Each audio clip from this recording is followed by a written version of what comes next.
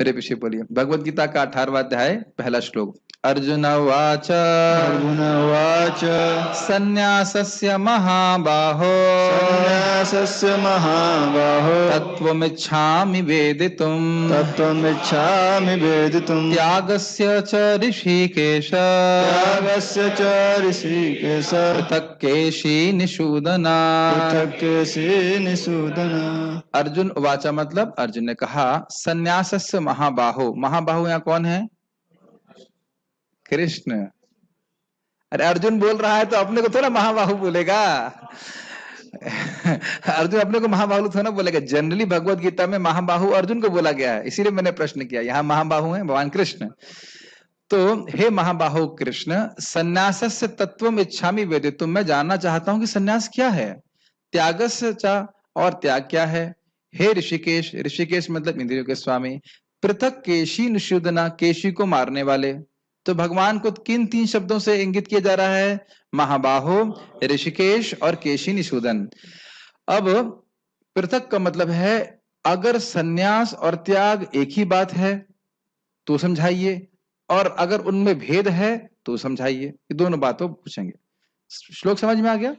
और तत्व में बताइए, मतलब ठीक ठीक समझाइए इस प्रकार से। वैसे तो कहने की जरूरत नहीं है, लेकिन भगवान ठीक ही समझाएंगे। लेकिन प्रश्न समझ में आ रहा है? सन्यास क्या है और त्याग क्या है? क्या ये एक ही वस्तु है या फिर ये अलग है? तो अलग बताइए ये चीजें।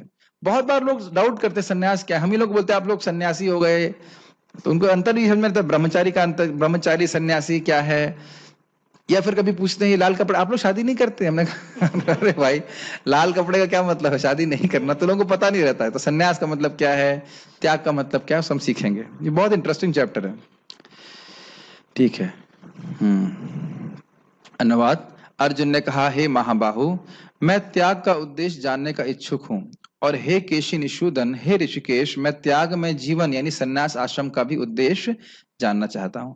अब अभी देखेंगे कि जो इन सब के अर्थ हैं, क्यों उनको ऋषिकेश कह रहे हैं, क्यों केशी निषूदन कह रहे हैं, वो अभी आपको टीका से समझ में आ जाएगा। गीता भूषण टीका। आप कहेंगे ये कौन सी टीका है, कि आपने स्वयं लिख दी है? नहीं, मैंने स्वयं नहीं लिखी है। ये गीता भूषण टीका स्वयं श्रील बलदेव विद्याभूषण जी ने लिखी है। वह गौड़ीय वैष्णवाचार्य रह चुके हैं, विश्वनाथ चक्रवर्ती पाद के वो शिष्य थे, और उन्हीं के टीका का आधार लेकर श्रील प्रभुपाद जी ने अपनी टीका लिखी है। तो आप जब अभी इसको टीका को देखेंगे, उसका प्रभुपाद की टीका देखेंगे, आपको लगेगा 80% प्रभुपाद उसी टीका से लिए हैं। तो जो लोग नहीं जानते हैं वो उनके लिए बोल रहा हूँ। वैसे तो 18वां अध्याय तक तो जान ही गए होंगे कि क्या है, लेकिन कोई व्यक्ति एक बार आए थे यहाँ, बोलिए क्या है गीता भूषण टीका क्या है तो समझाना पड़ जाता है। गीता के 18वें अध्याय में भगवान सारे गीता के विषयों को सार रूप में प्रस्तुत करेंगे, और प्रभुपाद जी अपने तात्पर्य में समराइज कर देंगे। दूसरे अध्याय में ये था, तीसरे में था, ऐसे करके पूरा समराइज करेंगे। और भक्ति के रहस्य को प्रस्तुत करेंगे, और भक्ति के अंतर्गत शरणागति को प्रस्तुत करेंगे। भक्ति के रहस्य क्या है? मनमना भव वाला श्लोक जो आएगा, कि उसके द्वारा भगवान के धाम की प्राप्ति हो जाती है, और किस प्रकार से भक्ति में भी भगवान की शरण कैसे ली जाती है, इसे भगवान 18वें अध्याय के आखिरी में बताएंगे। और जो गीता के विषय हैं, जो पूरा 6 अध्याय में, उसके बाद आगे के 6 अध्याय में बताया गया, तो उसको समराइज करके फिर से भगवान बताएंगे। इसे क्या, इसीलिए कहा जा रहा है इसको उपसंहार। पूरा जो भगवत गीता है उसको फिर से एक समरी फॉर्म में 18वें अध्याय में बताया गया है। ठीक, क्या मैं बहुत तेज जा रहा हूं या ठीक है?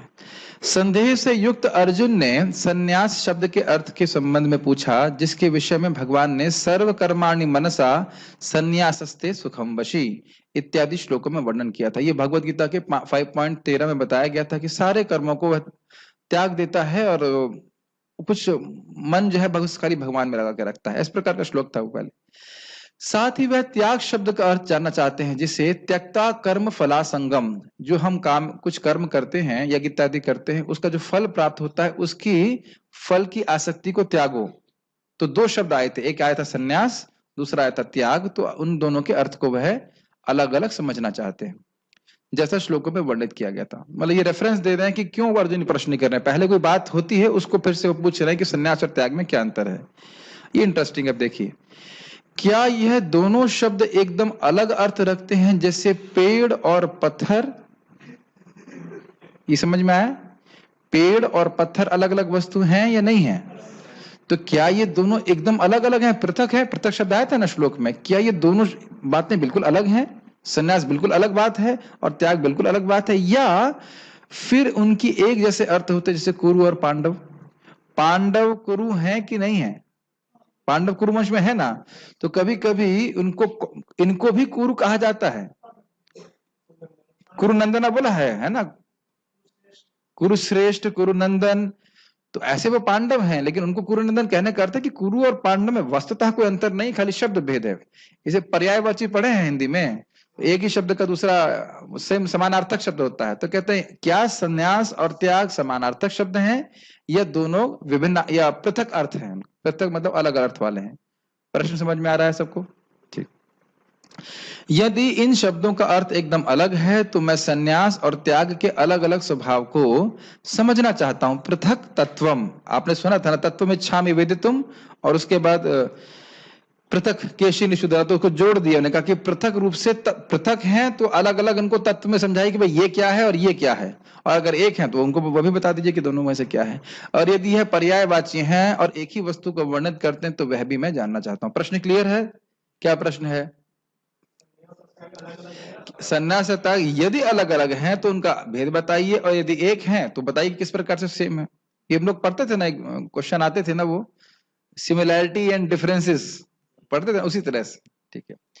हे महाबाहु कृष्ण, आप ऋषिकेश हैं। ये बहुत इंटरेस्टिंग है, बहुत अच्छा शब्द है। देखिए, हे महाबाहु कृष्ण, आप ऋषिकेश हैं और इस कारण से आप मेरी बुद्धि की क्रिया को जागृत कर रहे हैं, और आपने ही यह संशय मेरी बुद्धि में उत्पन्न किया। ये बहुत इंटरेस्टिंग है। अब प्रश्न बनेगा कि भगवान ने यह प्रश्न अर्जुन के चित्त में क्यों उत्पन्न किया? क्योंकि इससे सर्वधर्मान परित्यज्य, वो सारी बातें भगवान को बोलने का मौका मिलेगा। जैसे आप जानते हैं, सनातन गोस्वामी पाद को श्रीमन चैतन्य महाप्रभु ने शक्ति दी कि वह जिज्ञासा कर सके, और उसी तरह से स्वयं प्रश्न कर रहे हैं और रामानंद राय जी को शक्ति दे रहे हैं कि उत्तर दें, और स्वयं रामानंद राय जी कह रहे हैं कि मुझे पता नहीं कि आप ये जो प्रश्न कर रहे हैं इसका उत्तर क्या है, लेकिन मैं तो एक वीणा की तरह हूं, आप बजाने वाले हो। वैसे महाप्रभु क्यों करते हैं? अपने भक्तों को यश देने के लिए। समझ रहे ना मेरी बात? एकदम से प्रश्न क्यों करने लग गए? वहां कभी बात हुई 17वें अध्याय में कि भाई ओम तत्सत, भगवान का नाम बात हो रही थी, और एकदम से बात आ रही संन्यास और त्याग की, तो क्यों आ रहा है? ये भगवान की इच्छा से ही अर्जुन ये प्रश्न कर रहे हैं। मैं हमेशा इसको बोला करता हूं कि अर्जुन की चेतना कितनी उच्च है। सामने युद्ध का बिगुल बज चुका है, शंख बज चुके हैं, लेकिन वो विचार कर रहे हैं कि संन्यास और त्याग में क्या अंतर है। Quite interesting isn't it? बाहर मान लो 6 गुंडे खड़े हों गोली लेकर चलाने के लिए, तो आप गीता सुन पाएंगे? लेकिन उनको कोई चिंता नहीं है, कितने करोड़ों लोग से युद्ध करना है, प्रश्न कर रहे हैं संन्यास और त्याग में क्या अंतर। ये शुद्ध भक्त का लक्षण है। तो आप समझ गए ना प्रश्न? अच्छा, हाँ। सो पॉइंट क्या है कि ऋषिकेश कहने का अर्थ क्या है? ये बहुत इंटरेस्टिंग है। जो इंद्रियों के स्वामी हैं, इंद्रियों का अर्थ हो गया मन और बुद्धि के भी स्वामी हैं, तो आप क्योंकि मेरे इंद्रियों और बुद्धि के स्वामी हैं, इसलिए आप मेरी बुद्धि में ये प्रश्न जागृत कर रहे हैं। ये ऋषिकेश शब्द की महत्व है यहाँ पे। ठीक है। उसके बाद क्या कह रहे हैं, देखिए, आपने केशी का वध किया था, इसलिए आप मेरे संशय का भी वध कर सकते हैं। शब्द आया था ना, केशी निषूदन, केशी नाम का दैत्य था। कहां मारा गया था केशी? हाँ, गुड। अगर पता है कि केशी घाट यहाँ से बहुत दूर नहीं है, तो अच्छी जगह बैठे हम लोग, लीला स्थल भी बैठे हुए हैं। तो केशी घाट पे ही यहीं पास में भगवान ने मारा था उसको। और कैसे मारा था? कौन सी गन से मारा था उन्होंने? हाथ से ही मार दिया था। हाथ, और हाथ में से मुंह में डाला, वो कैसे फट गया था? कौन से फल की तरह फट गया था? वो करकटी की तरह, जैसे वो खीरा नहीं लौकी कभी फट जाती है, ऐसे उस तरह से वो फट गया था। जैसे आपने उसका छेदन कर दिया था केशी का, उसी तरह से जो मेरा संशय है संन्यास और त्याग के संबंध में, उसका आप छेदन कर दीजिए। देखिए, एक इंपॉर्टेंट बात है कि भक्ति में संशय होना कोई दिक्कत नहीं है, बने रहना बहुत दिक्कत है। संशय होना कोई दिक्कत नहीं, संशय हो मतलब बुद्धि है आपके पास, तभी कुछ संशय कर रहे हैं आप, ऐसा बोल रहे हैं प्रभु जी, लेकिन हमें तो इसमें डाउट लग रहा है। लेकिन संशय बना रहा तो बहुत दिक्कत है, तब फिर भक्ति करने में दिक्कत आ जाएगी। संशय होने में कोई दिक्कत नहीं, बुद्धि है तो संशय के निवारण कर लेना चाहिए। तो यहाँ पे अर्जुन कर रहे हैं। प्रभुपाद जी के तात्पर्य में जो बातें गीता भूषण की कॉमन होंगी उसको मैं एक्सप्लेन नहीं करूंगा, जो एक्स्ट्रा होगा उसको मैं एक्सप्लेन करूंगा। तात्पर्य, वास्तव में भगवत गीता 17 अध्यायों में ही समाप्त हो जाती है। 18वां अध्याय तो पूर्व विवेचित विषयों का पूरक संक्षेप है, सार है। प्रत्येक अध्याय में भगवान बल देकर कहते हैं कि भगवान की सेवा ही जीवन का चरम लक्ष्य है। इसी विषय को इस 18वें अध्याय में ज्ञान के परम गुह्य मार्ग के रूप में संक्षेप में बताया गया है। प्रथम 6 अध्यायों में भक्ति योग पर बल दिया गया है। योगी नाम अपि सर्वेशाम, समस्त योगियों में से जो योगी अपने अंतर में सदैव मेरा चिंतन करता है वह सर्वश्रेष्ठ है। अगले 6 यानी कि ये थोड़ा उसका प्रोग्रेशन समझ लीजिएगा, ये चीज यहाँ पे भी 18वें अध्याय में आएगी। बलदेव विद्याभूषण जी समझाते हैं कि गीता का प्रोग्रेशन किस प्रकार से है। सेकंड अध्याय से लेकर 6 अध्याय तक कर्मयोग, फिर उससे श्रेष्ठ ज्ञान योग, और फिर उससे श्रेष्ठ अष्टांग योग, और फिर भक्ति योग को स्थापित किया गया। ये प्रोग्रेशन है उसका। और ये किसके लिए है? एक सनिष्ठ भक्त के लिए। नया वर्ड है जो लोग पहली बार सुन रहे हैं। सनिष्ठ भक्त मतलब जिसको वर्णाश्रम में बहुत श्रद्धा है और भक्ति भी करता है, तो वर्णाश्रम के कर्मों को भगवान को समर्पित करता है। ये शुद्ध भक्त नहीं है। उसकी श्रद्धा है कि वर्णाश्रम नहीं करूंगा तो मैं कैसे शुद्ध होऊंगा। तो निष्काम भाव से कर्म करता है, फिर वो ज्ञान योग पे आता है, फिर उसके बाद अष्टांग योग पे आता है, फिर भक्ति पे आता है। ये सब बताया गया था ना, वो चीज यहाँ फिर से रिपीट होंगे 18वें अध्याय में। अभी आपको जब हम आगे पढ़ाएंगे तो समझ में आएगा। और 7वें अध्याय से लेकर के 12वें अध्याय तक से केवल डायरेक्ट भक्ति के बारे में बात कर रहे हैं। मैया सक्त मना पार्था से शुरू करके तो 6ठे अध्याय का कंक्लूजन क्या था? सारे योगियों में सर्वश्रेष्ठ कौन है? जो भगवान का भक्त है। और वहां से भगवान ने बताना शुरू कर दिया शुद्ध भक्ति के बारे में। 12वें अध्याय तक केवल शुद्ध भक्ति के बारे में ही वर्णन कर रहे हैं, ये बात बोल रहे हैं। अगले 6 अध्यायों में शुद्ध भक्ति, उसकी प्रकृति तथा कार्यों का विवेचन है, मतलब 7 से लेकर के 12 तक।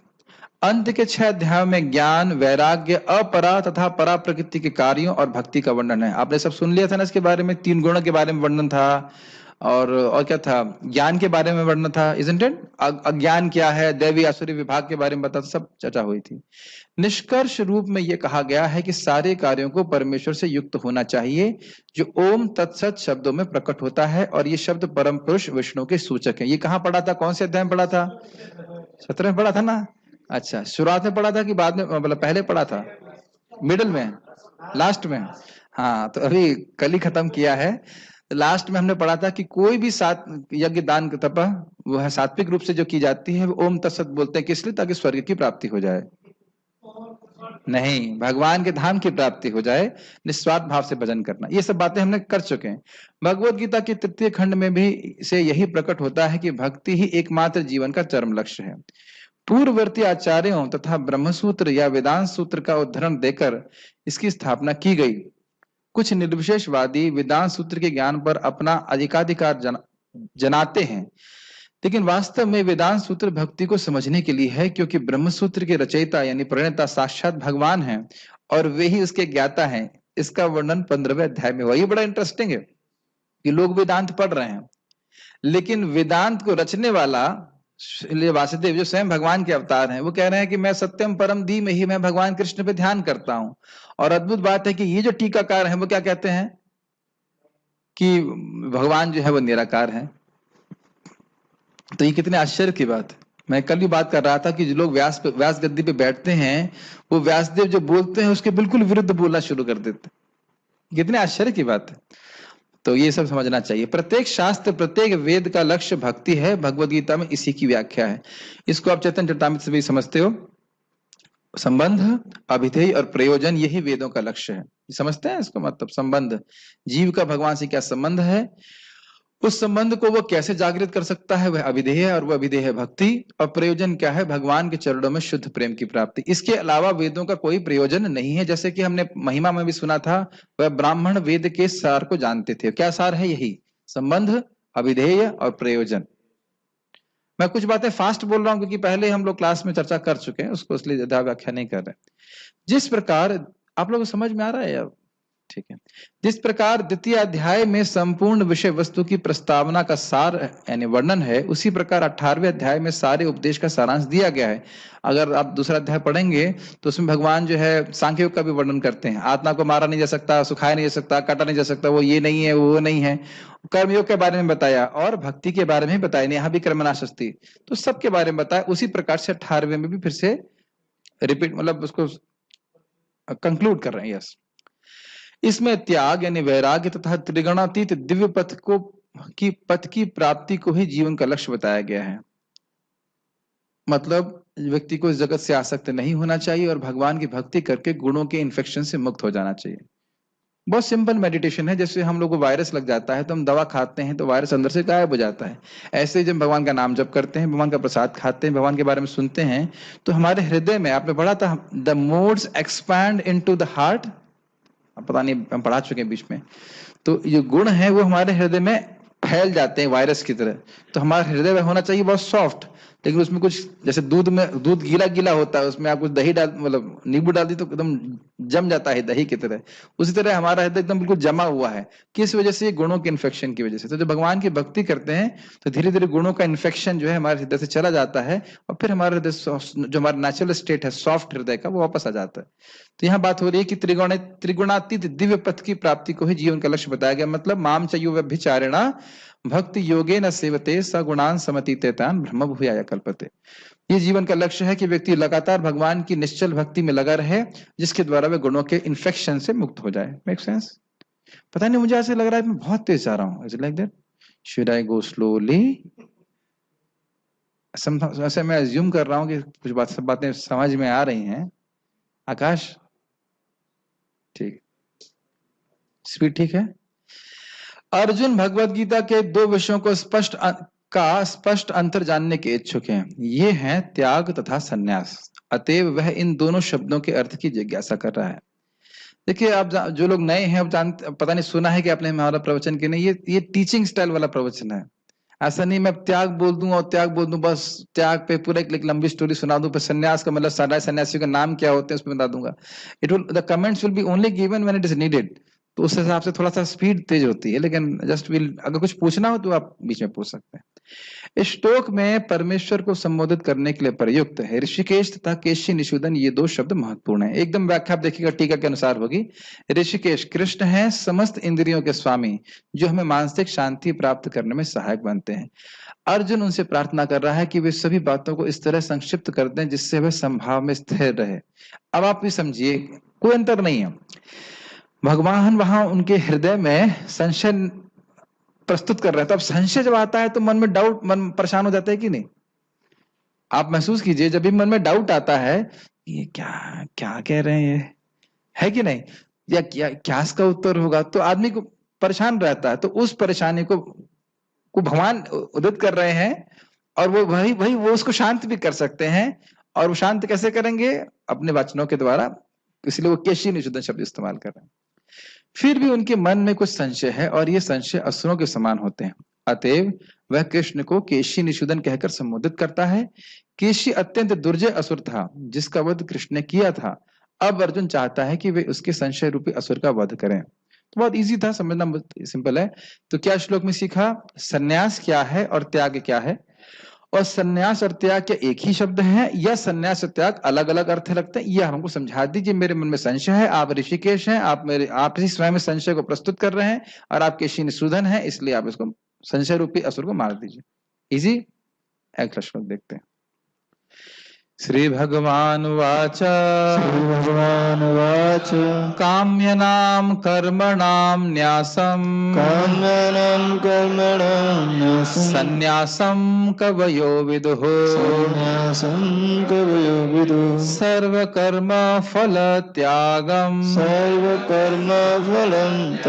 राहुस्त्यागम विचक्षणा।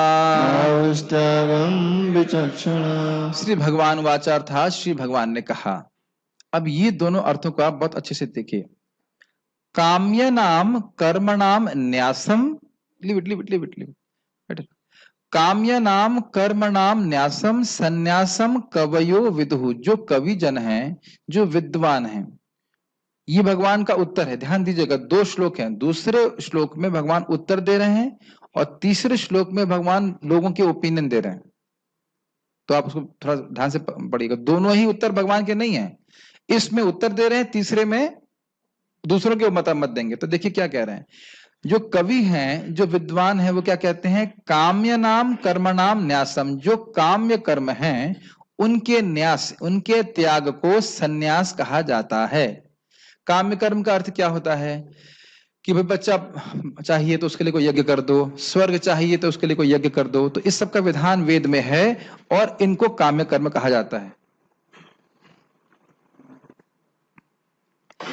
तो इनका त्याग को सन्यास कहते हैं। किसको सन्यास कहते हैं? लाल कपड़ा पहन करके आश्रम बनाने को सन्यास कहते हैं। किसको सन्यास कहा जा रहा है यहाँ पे, समझ में आया? जो भौतिक इच्छा से प्रेरित होकर के यज्ञ आदि कार्य किए जाते हैं, उन कार्यों को त्यागने को सन्यास कहा जाता है। समझ में? अभी सबका नाम तो नहीं जानता, नहीं तो सामने वालों को पहले पकड़ा जाता है। आकाश प्रभु समझ में आ रहा है क्या सन्यास है? जैसे कोई आईएएस की तैयारी करना चाहता है तो ये काम्य कर्म है, तो इसको त्याग देना ये सन्यास है। आकाश प्रभु समझ में आ गया आपको? नहीं नहीं, कुछ भी इस जगत में हम कुछ भी भौतिक लाभ प्राप्त करने के लिए कोई भी कर्म करते हैं तो वह काम्य कर्म कहा जाएगा। लेकिन स्ट्रिक्ट सेंस में यज्ञ इत्यादि जो किए जाते हैं पुत्र प्राप्त करने के लिए, जो भी करने के लिए, तो ये काम्य कर्म, ये वाकई काम्य कर्म है। जैसे मैं आईआईटी में होना चाहता था, एग्जाम प्राप्त क्रॉस करना चाहता, तो ये काम्य कर्म है, इसको आध्यात्मिक कर्म नहीं है। तो ये सारे कर्मों को त्याग देना ये सन्यास। भगवान के लिए अच्छा, अगर मान लीजिए आप भगवान के लिए कार्य कर रहे हैं तो क्या है वो?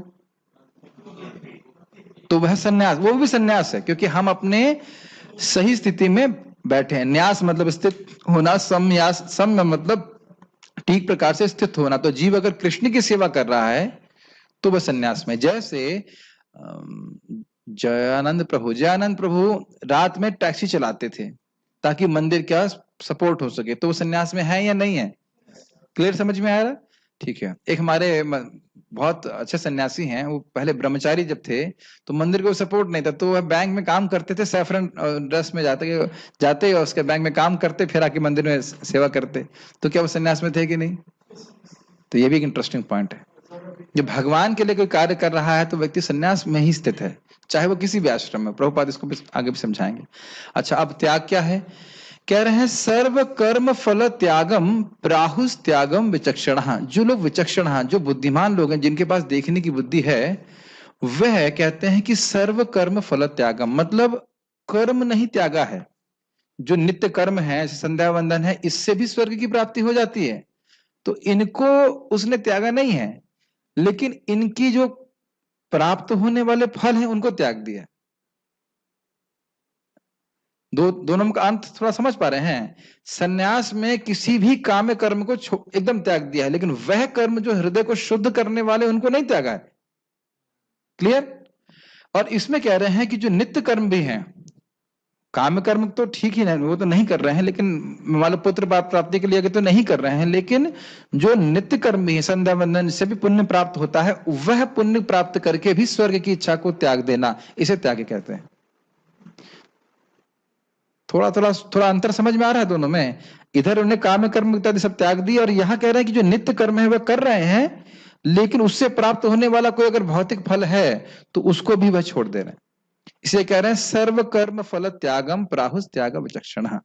जो विद्वान लोग हैं वह काम्य, जो भी काम्य कर्म है या नित्य कर्म है, नित्य कर्म का मतलब संध्या वंदन, अग्निहोत्र, यज्ञ एक गृहस्थ को करने चाहिए होते हैं, तो उनको भी उनसे अगर स्वर्ग की प्राप्ति हो सकती थी तो उसके फल को भी छोड़ देना, इसको त्याग कहते हैं। कठिन हो रहा है? समझ में आ रहा है? ठीक है। भगवान ने कहा भौतिक इच्छा पर आधारित कर्मों के परित्याग को विद्वान लोग सन्यास कहते हैं, और समस्त कर्मों के फल त्याग को बुद्धिमान लोग त्याग कहते हैं। अब टीका देखते हैं, गीताभूषण टीका।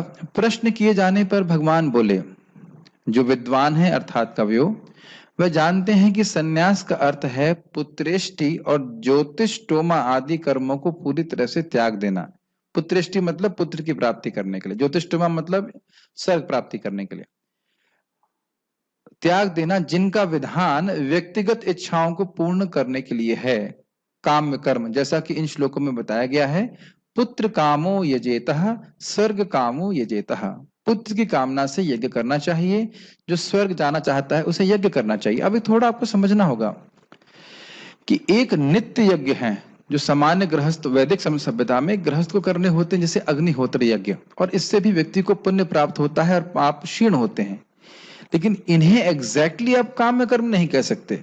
काम्य कर्म का मतलब है कोई एक विशेष इच्छा है और उसको पूर्ण करने के लिए कोई व्यक्ति यज्ञ कर रहा है। जैसे क्या नाम था उनका, द्रौपदी और दूसरे भाई का नाम क्या था, धृष्टद्युम्न, उनकी प्राप्ति करने के लिए द्रुपद महाराज ने एक यज्ञ किया, तो ये काम्य कर्म हुआ। ये बात समझ में आ रही है? और एक दृष्टि से देखें, जैसे कि मान लीजिए क्या नाम था उनका, पांडु महाराज थे, तो वो जान रहे थे कि हम संतान उत्पत्ति नहीं कर सकते हैं, तो उन्होंने मंत्रोच्चारण करवाया माता कुंती से, और देवता आए और उन्हें संतान उत्पत्ति करी। तो एक भी प्रकार का काम्य कर्म है, इन द सेंस एक यज्ञ है जिसके द्वारा पुत्र इत्यादि की प्राप्ति है। वो बात मत लीजिएगा कि वो शुद्ध भक्त हैं, वो तो मैं उसको उस तरह से नहीं ले रहा हूँ, एग्जाम्पल दे रहा हूँ कि कोई यज्ञ या कुछ अनुष्ठान किया जा रहा है जिसके बदले में हमें कुछ भौतिक सिद्धि प्राप्त हो, इसे काम्य कर्म कहते हैं। ये हमेशा नहीं कर रहा था, ऐसा नहीं कि रोज ही माता कुंती बुला रही किसी देवता को पुत्र प्राप्ति करने की, रोज कर रही थी, रोज नहीं यज्ञ करता है ना, रोज तो पुत्र नहीं चाहिए, तो कोई विशेष इच्छा की पूर्ति करने, कुछ अभिष्ट सिद्धि प्राप्त करने के लिए भौतिक इच्छा कोई व्यक्ति के लिए इस यज्ञ का विधान है, इसको काम्य कर्म कहा जाता है। लेकिन नित्य कर्म क्या है, रोज यज्ञ इत्यादि किए जाते हैं। इन दोनों को अर्थ को समझना चाहिए। देखिए स्वाभाविक है कि ये सारी चर्चाएं हम रोजमर्रा में नहीं सुनते हैं, तो कुछ बातें थोड़ा टफ लगेंगी समझने में, लेकिन सुनने से हमारा शुद्धिकरण होता है। इसका अर्थ है ये काम्य कर्म समझ में आ रहा है आप लोगों को? काम्य मतलब कामना पे आधारित कर्म। जैसे कि वही मैं एग्जांपल दे रहा था, मान लो मैं आईआईटी में होना चाह रहा था, या जो कंपटीशन की तैयारी कर रहे हैं, तो क्या जिंदगी भर कंपटीशन की तैयारी करेंगे? मेरा कर्तव्य है कि मैं कंपटीशन की तैयारी करूं, ऐसा होता है क्या? ऐसा नहीं है। इच्छा जिसकी है वो कंपटीशन की तैयारी करता है ना। तो उसी तरह से काम्य कर्म की बात आ रही है। अर्थात जो नित्य यज्ञ होम इत्यादि हैं उनको नहीं त्यागना चाहिए। इसका अर्थ यह है कि जो नित्य कर्म है, अर्थात जो नित्य यज्ञ होम है, उनको नहीं त्यागना चाहिए। समझ में आ गया? पुत्र इत्यादि प्राप्ति के लिए जो है उन्हें काम्य कर्म कहा जाता है। जो रेगुलर यज्ञ इत्यादि हैं जिससे व्यक्ति का हृदय शुद्ध होता है, वह नहीं त्यागना चाहिए। भक्ति कंटेक्स्ट में क्या है, पुत्र तो उसको मतलब ही नहीं है, पुत्र प्राप्ति करने के लिए और सब करने के लिए करने की जरूरत नहीं है, हमें रेगुलर साधना करना चाहिए। संडे को हम लोग छुट्टी मनाते हैं मंगल आरती की, हम नहीं करते। क्यों? ये हमारा नित्य धर्म है। ये हम वैदिक तो हम कुछ कर ही नहीं सकते, अग्निहोत्र कौन करेगा, लेकिन हरे कृष्ण मंत्र का जप है, श्रीमद् भगवद गीता का अध्ययन है, ये हमें रोज करना चाहिए। This is the point. उन पंडितों में जो विवेकशील हैं वह कहते हैं कि त्याग का अर्थ नित्य कर्मों और काम कर्मों के फल को त्यागना, परंतु क्रियाओं को नहीं त्यागना। ये समझ में आया? संन्यास का अर्थ क्या था? काम्य कर्मों को त्याग देना और उन कर्मों को करना जिससे उनका हृदय शुद्ध होता है। ये क्लियर है? अब यहां क्या कह रहे हैं, त्याग का अर्थ हुआ कि काम्य कर्म, खैर काम्य कर्म का मतलब ही नहीं हुआ, क्योंकि वह तो जब फल की इच्छा से नहीं किया जाएगा तो कर्म कर्म तो ये भी नहीं करेंगे। लेकिन नित्य कर्म को भी भौतिक इच्छा से नहीं करना, ये स्पष्ट कर रहे हैं त्याग का अर्थ। जो एक व्यक्ति को रोज अग्निहोत्र मान लीजिए गृहस्थ को भी करने हैं, अभी कोई नहीं कर सकता, लेकिन वैदिक सभ्यता में जो करने होते थे उसका उद्देश्य क्या होता था, होना चाहिए था कि वह निष्काम भावना से करे। याद आ रहा 17वें अध्याय में समाप्त किया था हमने, सात्विक श्रद्धा मतलब यष्टव्यमिति, मुझे ये करना चाहिए, ये मेरे लिए कर्तव्य है इसलिए मैं करूंगा। याद आ रहा था ये बात? उसी तरह से नित्य कर्म करने चाहिए, चाहे संध्या वंदन हो, चाहे अग्निहोत्र है, ये मेरे लिए निर्दिष्ट है, ये मेरे लिए निर्देशित है। हिंदी समझते हैं सब लोग? एक वक्त बोला प्रभु जी अध्यापन का मतलब क्या होता है? हमने कहा जय हो, लखनऊ के भगत। हमने कहा अध्यापन करते नहीं जानते आप? अध्यापक अर्थ जानता है, अध्यापन करते नहीं जानता है। उन्होंने को समझाया अध्यापन का मतलब होता है पढ़ाना। तो अब आजकल ये भी दिक्कत हो जाती है कि हिंदी का समझ नहीं आती कभी कभी। हम वहां पे आगरा में कर रहे थे, बोला ये प्रभु जी इंद्री तृप्ति बोलने इसका मतलब क्या है? अच्छा भाई इंद्री तृप्ति का अर्थ क्या है? कोई बात नहीं, तो समझ रहे मेरी बात। जो नित्य कर्म भी हैं अग्निहोत्र इत्यादि, उसके द्वारा भी व्यक्ति को स्वर्ग आदि की प्राप्ति की इच्छा छोड़ देनी चाहिए, हृदय को शुद्धिकरण के लिए चाहिए। नित्य कर्म भी फल प्रस्तुत करते हैं जैसे श्रुति में कहा गया है। नित्य कर्म का समझ रहे हैं? जो नित्य रोज यज्ञ करने चाहिए, 3 टाइम संध्या वंदन इत्यादि। कर्मणा पितृलोको, नित्य कर्मों से व्यक्ति पितृलोक को जाता है। धर्मेण पापम पनुदति, धर्म का पालन करने से व्यक्ति अपने पाप नाश करता है। यानी कि यहाँ पे हम देख रहे हैं कि इन नित्य कर्मों करने से भी व्यक्ति शुद्ध होता है और भगवान के स्वर्ग इत्यादि की प्राप्ति कर सकता है, लेकिन उसको करना नहीं चाहिए, ये बात बोल रहे हैं। यद्यपि हम नित्य कर्मों का संपादन करने के स्पष्ट रूप से फलों के बारे में नहीं सुनते, जैसे अहरह संध्याम उपासित यावत जीवनम अग्निहोत्रम जुहोति, अर्थात व्यक्ति को संध्या वंदन रोज करना चाहिए और अग्निहोत्र यज्ञ पूरा जीवन करना चाहिए। फिर भी नित्य कर्मों के संबंध में हम अन्य वाक्य भी सुनते हैं जिसमें यह बताया जाता है कि वह कुछ फल देते हैं, जैसे विश्वजिता यजेता, अर्थात जो विश्वजित अग्नि से पूजा करता है उसे बहुत धन प्राप्त होता है। तो हम देखते हैं कि फल को पूर्णतः समाप्त करना यह मुश्किल होता है, क्योंकि अन्यथा मानवीय प्रयासों का कोई प्रयोजन नहीं रह जाता। तो मैं समझाता हूं उसका मतलब क्या है। देखिए, बोला जा रहा है कि अग्निहोत्र रोज करना चाहिए, संध्या वंदन रोज करना चाहिए। कोई फल का वर्णन है इसमें? कोई फल का वर्णन नहीं है। और उसके बाद कहते हैं अन्यत्र एक जगह कहा गया कि जो व्यक्ति विश्वजिता यजेता, मतलब विश्वजित अग्नि से जो पूजा करता है उसको यज्ञ इत्यादि फल, स्वर्ग इत्यादि प्राप्त होता है, उसे बहुत धन प्राप्त होता है। तो अब बात क्या है, वो क्या कहना चाहते हैं? जो नित्य कर्म है उनको भी व्यक्ति इस इच्छा से कर सकता है कि आगे जाके मुझे से धन प्राप्त होगा, ये स्वर्ग प्राप्त होगा। ये बात समझ में आई? और इन नित्य कर्मों को भी इस तरह से कर सकता है कि मुझसे मेरा हृदय शुद्ध होगा, मैं आत्मा हूं और आत्मा का स्वरूप में मैं अब स्थित होऊंगा। क्या दोनों बातें समझ में आ रही हैं? जैसे हरे कृष्ण मंत्र हम अब भक्ति में समझाऊंगा, समझ में आ जाएगा। रोज आप हरे कृष्ण मंत्र कर रहे हो। जैसे मैं एक माला करता था 2003 में, भगवान मेरा आईआईटी में सिलेक्शन करा दो, तो क्या हरे कृष्ण मंत्र आईआईटी में सिलेक्शन कराने के लिए है? लेकिन हो गया कि महामंत्र तो चिंतामणि नाम है, तो जो आप चाहोगे दे देगा। तो क्या ये सही ठीक तरह से मानसिकता है भगवान का नाम जप करने के लिए? नहीं है। तो क्या महामंत्र आईआईटी में सिलेक्शन कराने के लिए है या बिजनेस में सफलता प्राप्त करने के लिए है? नहीं है। आप ये इधर के नित्य कर्म छोड़ दीजिए, हम उससे कुछ करते ही नहीं है, अग्निहोत्र वगैरह। हम हरे कृष्ण मंत्र कर रहे हैं ना, तो क्यों करना चाहिए हरे कृष्ण मंत्र? एक तो अर्थ है भगवान का प्रेम प्राप्त करने, वो तो सीधा सीधा, और वो भी नहीं समझ में आता तो कम से कम हृदय शुद्ध करने के लिए, इतना तो समझ में आता है। लेकिन इसको आप क्या भगवान धन प्राप्त करने के लिए नहीं कर सकते हो? बिल्कुल कर सकते हैं। तो यही बात बोल रहे हैं कि वैदिक कंटेक्स्ट में नित्य कर्म दोनों ही चीजों के लिए किए जा सकते हैं, भोग प्राप्ति के लिए भी और हृदय के शुद्धिकरण के लिए भी। जैसे हम भक्ति को दोनों तरह से कर सकते हैं, कुछ भौतिक इच्छा प्राप्त करने के लिए, जैसे दिति ने कहा था कि मुझे ऐसा बेटा चाहिए जो इंद्र को मार दे, है ना, और दूसरा है कि मेरा हृदय शुद्ध हो, जैसे पृथु महाराज कर रहे हैं। Does it make sense? तो यहां बोल रहे हैं कि त्याग का अर्थ है कि जो तुम्हारे नित्य कर्म है उनसे जो भोग प्राप्त हो जाते हैं उनको, उनकी इच्छा मत करो, उनको छोड़ दो। कर्मों को नहीं छोड़ो, लेकिन उससे प्राप्त होने वाले जो मटेरियल फ्रूट्स हैं उनको त्याग दो। देखिए, एक मेरा थोड़ा सा वो है, मतलब रोष है। अभी मैं एक व्यक्ति से पूछ रहा था, कह रहे मैं 10 घंटे सुबह पढ़ लेता हूं तो तृप्त होता हूं, मतलब कुछ कंपटीशन की तैयारी कर रहे हैं, तो भगवान के धाम जाने के लिए थोड़ी भी मेहनत नहीं करना चाहते हो? अरे जरा मुश्किल हुआ कुछ, कहां फंस गए आज।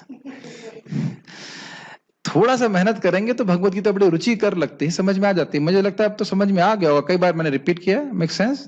त्याग क्या है और संन्यास क्या है? ठीक है, हाँ, अभी पहले से कर लेते, फिर प्रश्न कर लेते हैं। इसलिए संन्यास का अर्थ है काम्य कर्मों को पूरी तरह से त्याग देना और नित्य कर्मों के फल को त्याग देना। ये समझ में आया? नित्य कर्मों को त्यागने के लिए बोल रहे हैं क्या? ना, नित्य कर्मों के फल को त्याग देना और काम्य कर्म को बिल्कुल त्याग देना।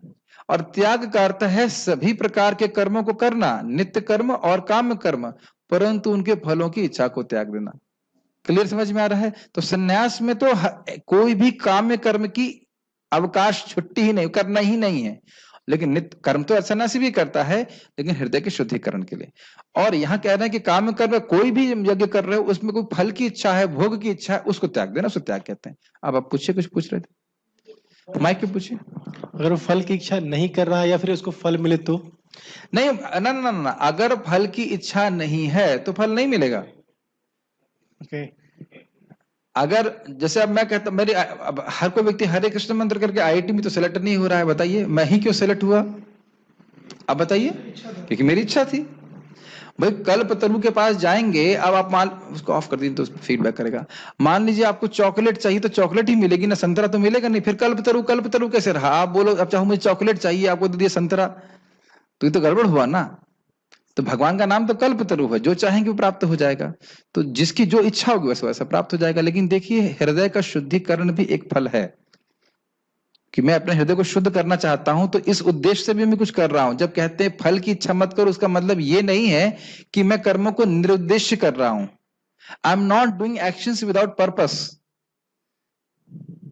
क्या ये बात समझ में आती है? लोग कहते हैं जब उद्देश्य नहीं होगा तो हम कर्म क्यों करेंगे? तो ये बात नहीं बोल रहे हैं। उद्देश्य है कि मेरा हृदय शुद्ध हो, उद्देश्य प्रयोजन है कि भगवान के चरणों में मेरे प्रेम की प्राप्ति हो। ये तो समझ में आता है ना? लेकिन भोग प्राप्ति हो, स्वर्ग प्राप्ति हो, यह उद्देश्य नहीं लेकर किया जाना चाहिए। Make sense? यह भगवान के पूर्वोक्त वचन के अनुसार है। कर्म को त्यागना बहुत मुश्किल है जब तक व्यक्ति सत्व के स्तर पर कार्य नहीं कर रहा हो, जो ज्ञान के उदय से होता है। क्या कहना चाहते हैं? देखिए, कर्म को त्यागना बहुत मुश्किल है। हर व्यक्ति रजोगुण तमगुण से प्रभावित रहता ही है। और क्या भगवान गीता में बोलते हैं, ना ही कश्चित शरणमपि जातु तिष्ठत्य कर्मकृत। एक क्षण के लिए भी ऐसा कोई समय नहीं है कि व्यक्ति जो जीव है वो कर्म करना बंद कर दे, कुछ ना कुछ करता ही रहेगा। तो कर्म बंद करने का आज्ञा भगवान नहीं दे रहे हैं। क्या आज्ञा दे रहे हैं? कर्म को भौतिक इच्छाओं से प्रेरित होकर मत करो। Make sense? तो यही बात यहाँ पे बोल रहे हैं। जब पूरा हृदय में, आपके हृदय में ज्ञान हो गया कि मैं आत्मा हूं, तो स्वाभाविक सी बात है कि हम भौतिक कर्म नहीं करेंगे। ये कोई भी इस प्रकार यज्ञ करने की इच्छा नहीं होगी। लेकिन यज्ञ जो है उस व्यक्ति के लिए बहुत आवश्यक है जिसका हृदय पूरी तरह शुद्ध नहीं हुआ है। वैसे भगवान आगे बोलेंगे जो पूरी तरह शुद्ध मनीषी व्यक्ति, उसके लिए भी यज्ञ दान तपस्या करना चाहिए, क्योंकि जगत में अशुद्ध होने की संभावना हमेशा बनी रहती है। तात्पर्य पढ़ें। कर्म फल की आकांक्षा से किए गए कर्म का त्याग करना चाहिए, यही भगवत गीता का उपदेश है। अब जो बातें क्लियर हैं उसको मैं व्याख्या नहीं करूंगा, लेकिन जिन कर्मों से उच्च आध्यात्मिक ज्ञान प्राप्त हो उनका परित्याग नहीं करना चाहिए। गीता पढ़ना कब बंद करना है श्रीनाथ प्रभु? कभी नहीं करना है। अभी जैसे मैंने पूछा भक्तों को कि क्या भागवतम में शुरुआत से शुरू करूं या जहां से था वहीं से शुरू करूं, तो कुछ लोगों ने कहा शुरुआत से शुरू कीजिए, कुछ करें नहीं जहां से शुरू किया वो तो मतलब वहीं से शुरू कीजिए। हम तो सुन तो चुके हैं, 1.1.1 सुन तो चुके हैं, समझ में आ गया है।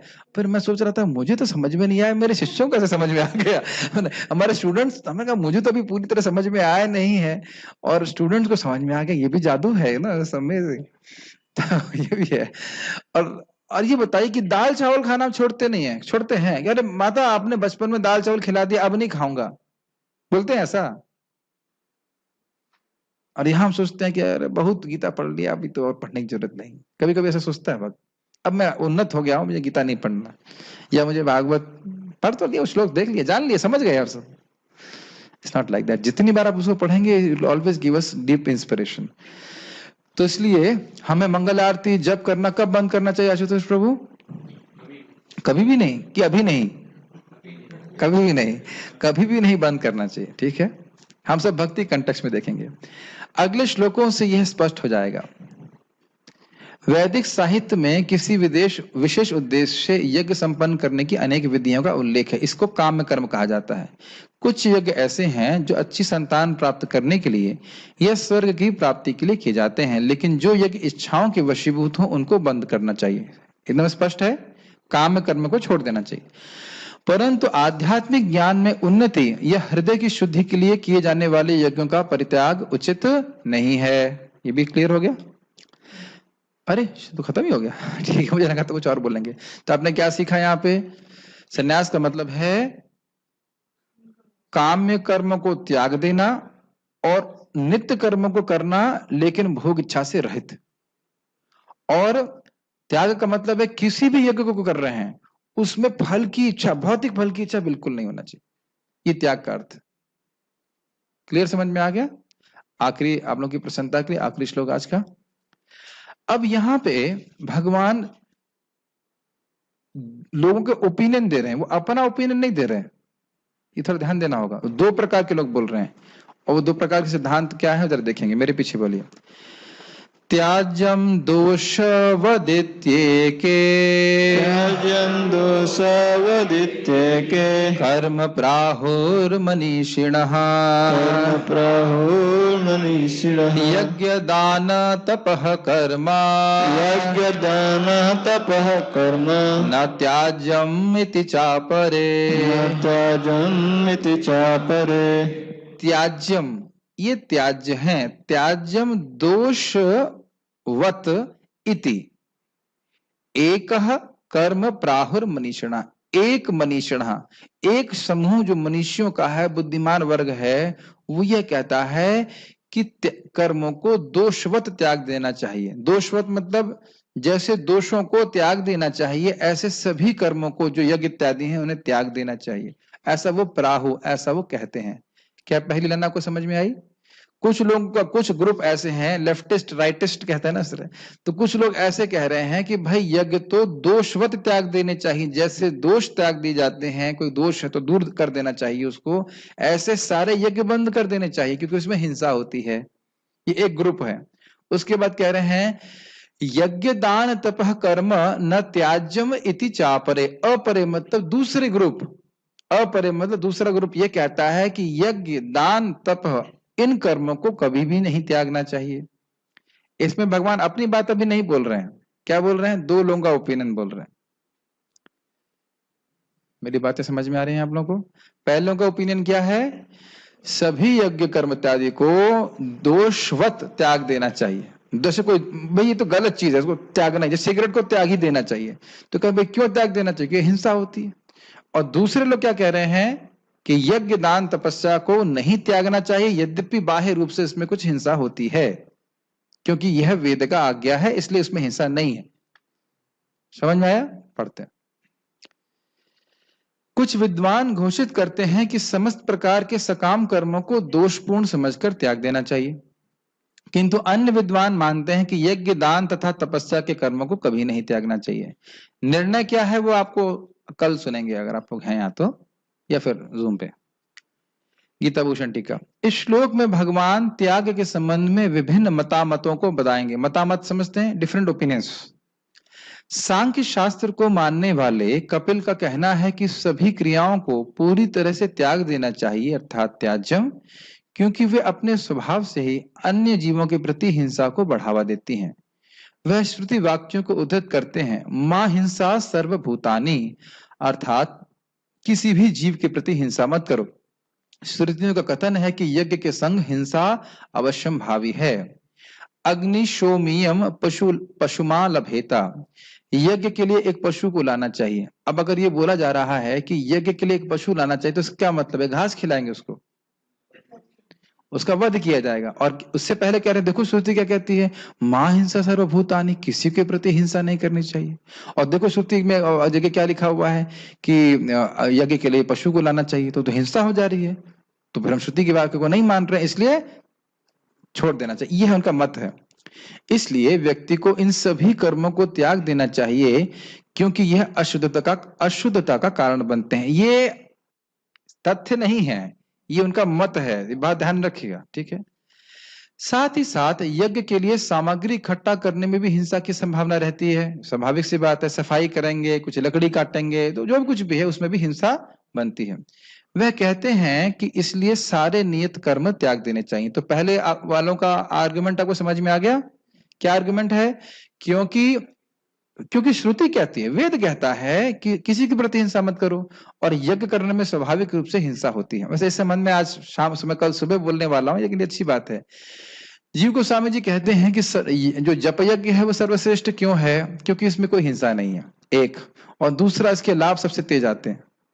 उसके बाद कहते हैं, कहानी सुनाते हैं कि एक ब्राह्मण था, भगवान का नाम जप कर रहा था, एक ब्रह्म राक्षस कोई राक्षस था, वह उनको खाने के लिए आया। तो जैसे खाने के लिए आया तो उन्होंने मंत्र बोलना शुरू किए, तो उस राक्षस के हृदय में उनको खाने की इच्छा चली गई, खत्म हो गई। तो वहां से वो दिखा रहे हैं कि ये जो जप है ये सर्वश्रेष्ठ है, क्योंकि हरे कृष्णा कृष्णा कृष्णा हरे हरे, हरे राम राम राम हरे हरे। इसमें बोलने में कोई खर्चा नहीं है, किसी पशु को मारना नहीं है, और इसके प्रभाव बड़ी तीव्रता से हमारे हृदय में महसूस होते हैं। हमारे हृदय से सारी भौतिक इच्छा समाप्त होती है। तो ये पहले वाले आर्गुमेंट समझ में आ गया आप लोगों को? क्यों यज्ञ नहीं करने के लिए, क्या यज्ञ करने के लिए मना कर रहे हैं? क्योंकि हिंसा होती है, और वेद कहता है कि हिंसा नहीं करनी चाहिए। लेकिन उनसे पूछो, फिर वेद ये क्यों कहता है कि यज्ञ करना चाहिए? आप कह रहे हो कि वेद कह रहा है हिंसा नहीं करना, चलो मान गए। फिर दूसरी बात, वेद ये भी तो कह रहा है कि ये करना चाहिए, तो फिर आप उसमें कैसे आप सामंजस्य बैठाओगे? तो खैर जो भी है उसको भी यहीं पे छोड़ दे, उनका आर्गुमेंट है। जो लोग जैमिनी के अनुयायी हैं, जो कर्मकांडी हैं, वह कहते हैं कि यज्ञ आदि क्रियाओं को कभी भी नहीं त्यागना चाहिए, क्योंकि वेदों के नियम के अनुसार कार्य करने से कोई पाप नहीं लगता।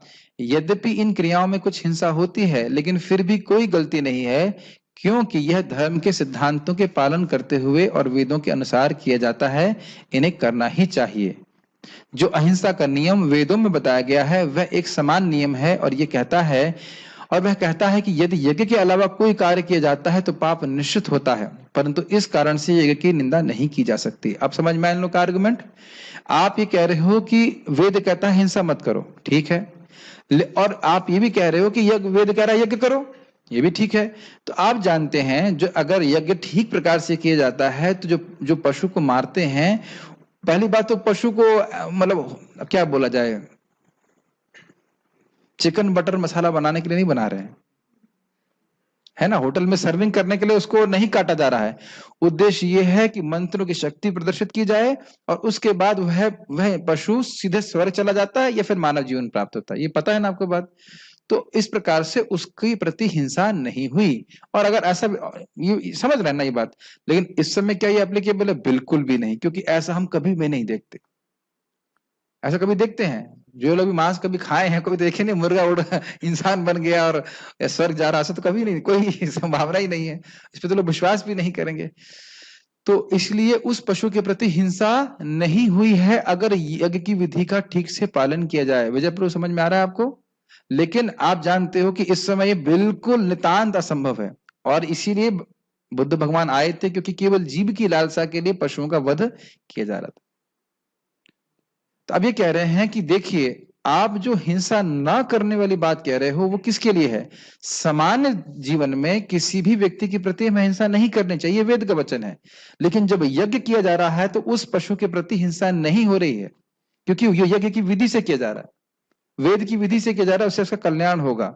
लेकिन ये फिर हम रिपीट करेंगे, कलयुग में सब कुछ संभव नहीं है। अश्वमेधम गवालंबम, गाय का यज्ञ में अर्पित करना या अश्व को, क्या कहते हैं, घोड़े को अर्पित करना, ये सब गड़बड़ है।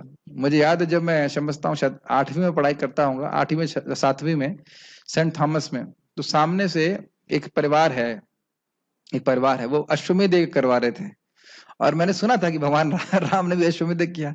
तो मुझे बड़ा कौतूहल हुआ कि क्या ये लोग आर्मी लेके आएंगे बचपन में सोच रहा, क्या ये लोग आर्मी लेके आएंगे, क्या ये लोग घोड़ा लेके आएंगे? और मैंने कहा पूरा यज्ञ समाप्त हो गया लेकिन घोड़ा तो आया ही नहीं इतना मुझे पता था कि घोड़ा तो आया ही नहीं। तो इस प्रकार से लोग धांधलीबाजी करते हैं, घोड़े के बिना राज्य जीते आप काहे का अश्वमेध यज्ञ कर रहे हो?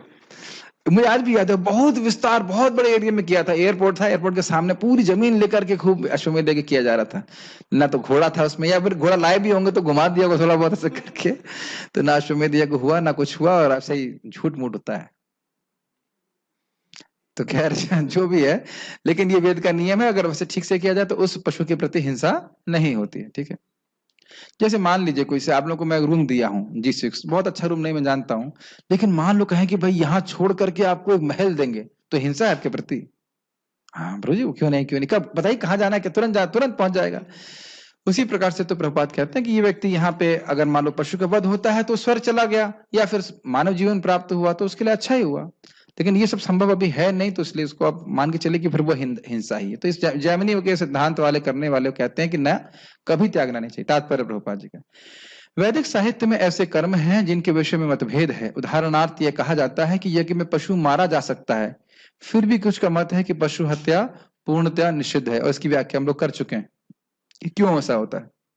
यद्यपि वैदिक साहित्य में पशुवध की संस्तुति हुई है, लेकिन पशु को मारा नहीं माना जाता है। वह बलि पशु को नवीन जीवन प्रदान करने के लिए होती है। कभी कभी यज्ञ में मारे गए पशु को नवीन पशु जीवन प्राप्त होता है, तो कभी वह पशु तत्क्षण मनुष्य योनि को प्राप्त हो जाता है। ये भी ठीक है, क्लियर है? ओके। लेकिन आप बताइए, कभी मुर्गी काटी हो किसी ने, देखो कि मुर्गी दोबारा मुर्गी बन गई, ऐसा होता है? कभी नहीं होता। लेकिन इस संबंध में, और इस तरह से मारते नहीं जिस तरह से आजकल लोग मारते हैं, रेत करके, और वो क्या हलाल कर तो है ही, ऊपर वो जो क्या कहते हैं उसको, स्लॉटर हाउस बना कर। लेकिन इस संबंध में मनीषियों में मतभेद है। कुछ का कहना है कि पशु हत्या नहीं की जानी चाहिए और कुछ कहते हैं कि विशेष यज्ञ और बलि के लिए यह शुभ है। अब यज्ञ कर्म विषयक विभिन्न मतों का स्पष्टीकरण भगवान स्वयं करना चाहिए कि नहीं करना चाहिए, उसके लिए आप कल आ सकते हैं जूम से या फिर सामने भी। अब प्रश्न थोड़ा देख लेते हैं यहाँ पे क्या प्रश्न है। क्या यज्ञ निष्काम भाव से किया जाए तो भय हो हरि नाम दे सकता है, भय युग दे सकता है? आपका प्रश्न थोड़ा सा समझ नहीं आया, संस्कृत में पूछो समझ में आएगा। मेरा बेटा भी आईआईटी में जाना चाहता है, उस समय भी भगवान को मानता भी था, जब भी करता था, पर उसका सिलेक्शन नहीं हुआ।